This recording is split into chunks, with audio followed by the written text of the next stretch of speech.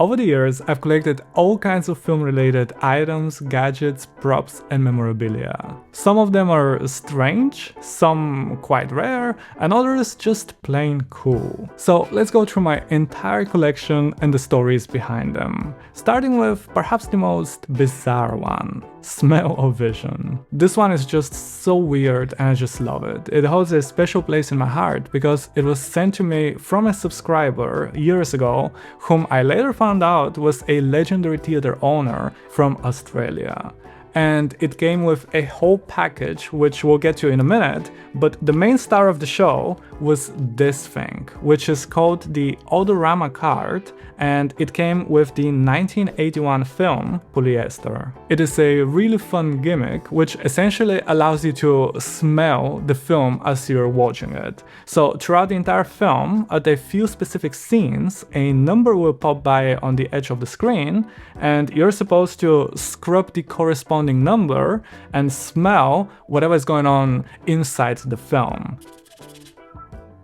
Yeah, that's roses. It still holds the smell, almost 4 decades later. Oh, that's good. What's that? New car smell. And this one is supposed to be dirty shoes.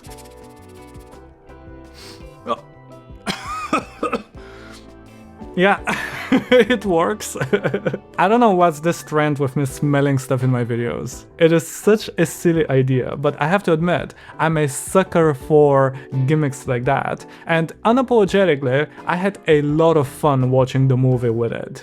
Inside the package, we also had posters for 12 Monkeys, Shawshank Redemption, and Pulp Fiction, and a really cool booklet with production information about the making of The Hateful Eight. Oh yeah! I have another one! Actually, this reminds me that when I got this package years ago, there were a whole bunch of brand new Odorama cards inside of it, and I ended up sending them away for free to a bunch of subscribers from all around the world. And since I have 2, I will send one of those to one of you, and I'll let you know how you can get it for free at the end of this video. Speaking of gimmicks, this is my absolute favorite one, and it is not 3D glasses. It is a ghost viewer from the 1960 film 13 Ghosts, which changes the way you're seeing the film. A few years ago, I made a video about William Castle, a famous director/showman who was coming up with all kinds of crazy gimmicks to promote his movies. Things like having skeletons fly over the audience, fake nurses, paying people to pass out of fear in the theaters, having the audience vote for the ending of the movie, and all kinds of really fun stuff. So the film in question, 13 Ghosts, is about a family that inherits a house that turns out to be haunted, and they find a special pair of goggles that allows them to see the ghosts. And you, as the audience, have the exact same technology. So as you're watching the film and there comes a scene with ghosts, if you believed in them and wanted to see them, you would look through the red part. But if you were scared and did not want to see them, you would look through the blue, and there will be absolutely no ghosts on the screen. It is so smart, and it is so simple. The film itself is in black and white, but all the scenes with the ghosts had a red and blue filter on. This will never not be fun. Next, we have a fun little gift, which I absolutely love because I love analog stuff. And this is a music box that plays the soundtrack of The Godfather. Let's take it for a spin.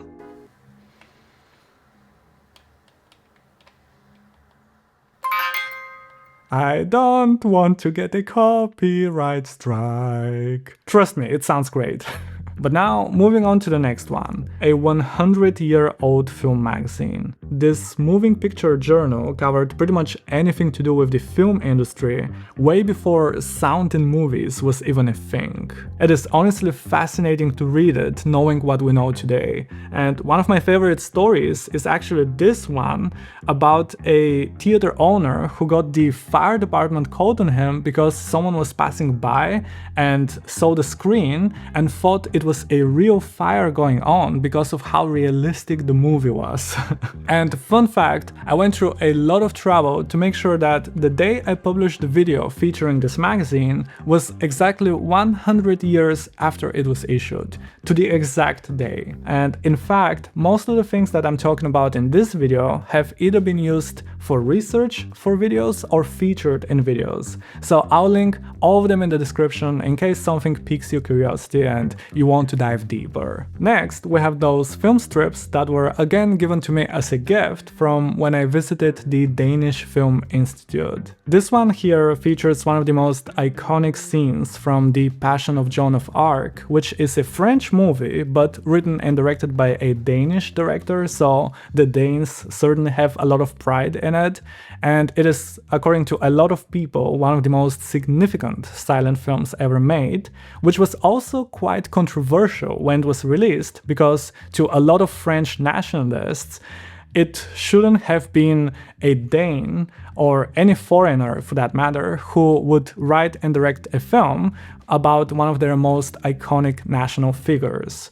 And ever since it was released, throughout the decades, it was shown in all kinds of edited versions, and the original full-length director's cut was considered lost, until eventually in the 1980s, someone just randomly found it in a mental institution in a hospital in Norway. So a lot of history with this one. And this is a piece of nitrate film which is giving a lot of headaches to a lot of film archives around the world because it is highly flammable. So because of that, many of them are storing them in freezing temperatures to not only secure them, but help slow down their deterioration, and working around the clock to digitalize them as quickly as possible. Now that I think about it, should I be having this on my desk? The next one you've been looking at this whole time, and it is a gift from Sev Ohanian, the producer of Sinners. I have told the story many times, so I'll keep it short, but Sev Ohanian was the first person I interviewed for the channel many years ago when I had just a few hundred subscribers, and over the years we actually kept in touch, and in 2025, when I somehow won a trip to LA, he invited me in his office and hung out at the Disney lot, and it was awesome. And there he gifted me those super cool Sinners t-shirts. I don't know if you can buy them, I think they were given at a special projection, but either way they're super cool, and I don't really wear them because I like them so much, and I'm only saving them for really special occasions. I'll probably get married in one of those. Speaking of my trip to Los Angeles, I was such a tourist. I went to so many places and got myself so many souvenirs, and I don't care. I would do it again. Some of the things I got is this little Oscar from the Academy Museum, this clapper from when I went to a tour of Warner Brothers Studios, and this, which again, I absolutely love analog things, which visualizes the beginning of cinema itself. It is a really fun story actually, but basically in the late 19th century there was this man who believed that every depiction of a running horse on paintings is completely wrong. So he commissioned a photographer to help him prove his theory.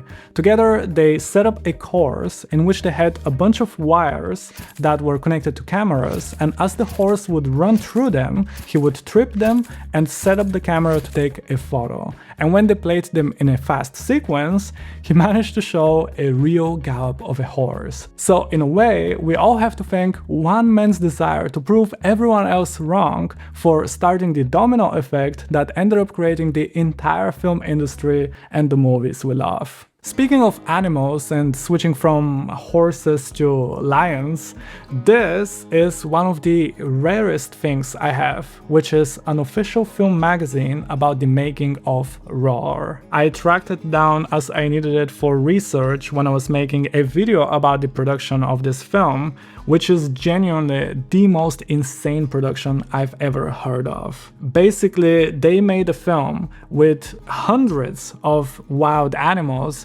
without any proper training, and it goes about as well as you would imagine. It also brings a little bit of nostalgia when you would have a centerfold with a really cool poster. So yeah, this one was definitely special.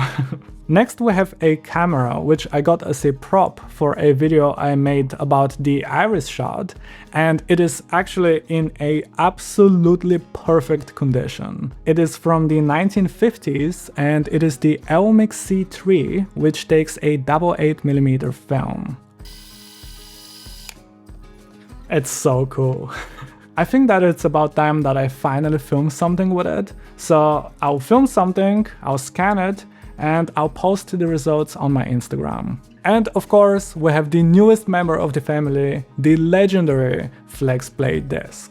It was essentially trying to be the no late fees, easiest way to rent a DVD in the mid-2000s, and the way it worked is that you would get this DVD, you would open the vacuum seal and would be able to see the film for 48 hours, after which the disc will destroy itself. It is a fascinating one, and whether it was a good idea is debatable, but as I mentioned in the video, the red color of the disc is really cool. Oh, I can see myself. Okay, back to the Smell-O-Vision Odorama card. If you want to own a little piece of film history, I will send it to you anywhere in the world for free. And all you have to do is 1. Subscribe to my YouTube channel, 2. Take a photo or a screenshot of that you have subscribed and send me a DM with it on Instagram. And that's it. That's all you have to do. And I'll send it to you with maybe some other cool stuff inside. You never know. Until then, check out this video in which I went to one of the largest film studios in all of Europe and got an exclusive private tour. See you there.